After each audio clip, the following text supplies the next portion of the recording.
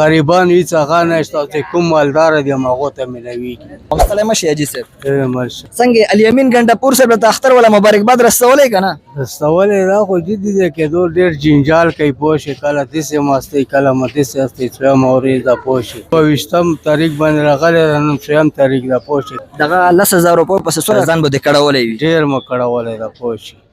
تقریبا 4-5 دن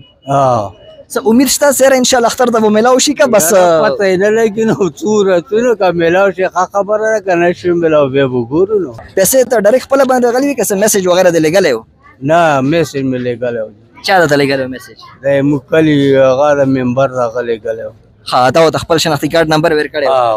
تقریبا څو ورځې مخکې یو تقریبا یو څلورمې که پنځمې ورځې باندې ها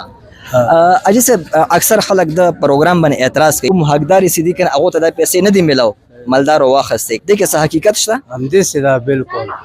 څرنګه همدې دا پوښ تو الیمین ګنډاپور صاحب که حقیقت کې دغه خپل غریب عام عوام اولس په مخ باندې خندګانې راوستل غواړي اختر دی پره